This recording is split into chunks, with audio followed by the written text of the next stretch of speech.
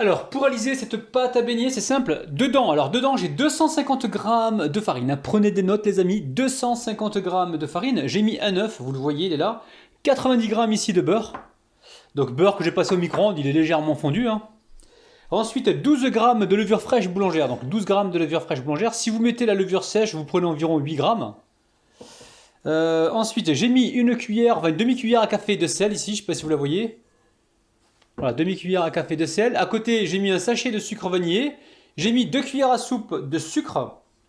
2 cuillères à soupe de sucre. Et le lait, on verra. Regardez le lait, j'ai mis quelques cuillères à soupe. Je vous dirai combien de cuillères à soupe j'ai mis tout à l'heure, ok? Donc c'est simple. Alors, cuillère à soupe ou en grammes, je vous dirai également. Donc là, vous mettez le beurre. Allez, le beurre, faut descendre là. Vous mettez le lait tiède. Donc le lait tiède, il y a quelques cuillères à soupe.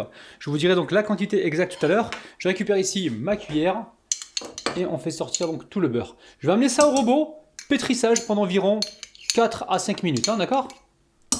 Alors si vous ne voulez pas pétrir pendant 4 à 5 minutes, ça marche aussi si vous le faites 2 minutes. Mais pour avoir la texture souhaitée, je vous conseille de battre pendant au moins 5 minutes, ok? Allez, on met ça au batteur. Allez, on commence à battre et on voit s'il y a besoin de rajouter du lait ou pas. Ok, donc pour la pâte, j'ai mis environ 4 cuillères à soupe de lait, donc lait tiède, ça fait environ 30 grammes. Il y a besoin d'avoir vraiment une pâte qui soit pas trop liquide. Là, une pâte comme ça, c'est nickel. Allez, on pétrit pendant 5 minutes, à tout de suite. Bon, ça y est, la pâte est pétrie au bout de 5 minutes. Je mets l'assiette par-dessus et je laisse gonfler, il faut vraiment que ça triple de volume, d'accord? Ça peut prendre 1 heure, 1h15, ça dépend de la température de votre pièce. À tout de suite. Alors, la pâte, elle a super bien reposé. J'étais faire mon sport, j'étais jardiner un petit peu. Et franchement, regardez, elle a poussé. Donc là, ça dépend de la température de votre pièce. Moi, j'ai vu que pendant 1 heure, elle ne poussait pas. J'ai légèrement allumé mon four pour qu'il soit légèrement tiède. Et j'ai mis la cuve dedans, d'accord? Donc voilà, il faut le temps qu'il faut parce que comme c'est une pâte qui est trop, enfin qui est compacte, elle va mettre plus de temps à dégazer, d'accord? Ah, pas dégazer, à gonfler. Mais si elle était plus hydratée, elle mettrait moins de temps, ok? Oh, je vois tout jaune, c'est bizarre. Bon, tant pis. Allez, je mets de la farine, j'en mets également sur le plan de travail. Allez, on récupère le rouleau et là je viens étaler. Alors, on va étaler. On va pas étaler trop fin, attention, on ne veut pas quelque chose de trop fin. Je vais étaler en longueur. Pourquoi en longueur? Parce que je vais faire des triangles ou des carrés. Et je pense que de le faire comme ça en longueur, je vais récupérer plus de triangles.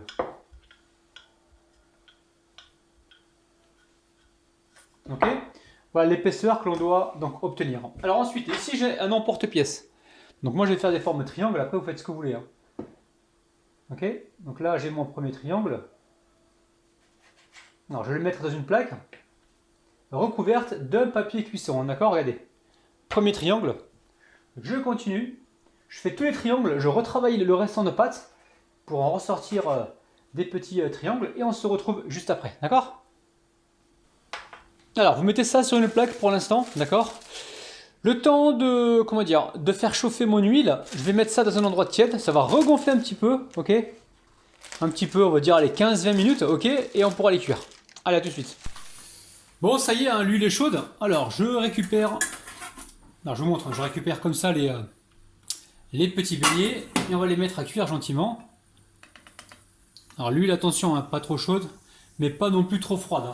Je pense que je vais récupérer la fourchette pour ça, parce que là... Alors la fourchette, est-ce que c'est plus facile? Je sais pas, peut-être à déposer, ouais, c'est plus facile.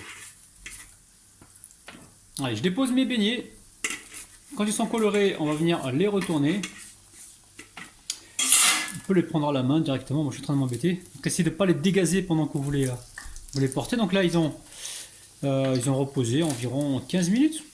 Le temps de faire chauffer l'huile. Allez, j'en remets encore un ou deux. Allez, un deuxième. Et on laisse cuire tranquillement. Mettez pas le feu trop fort. Là, on veut vraiment une coloration de beignets. Allez, ça va assez vite. On va pouvoir les retourner, vous voyez. Là, pareil, ça commence à colorer. Non, pas encore celui-ci.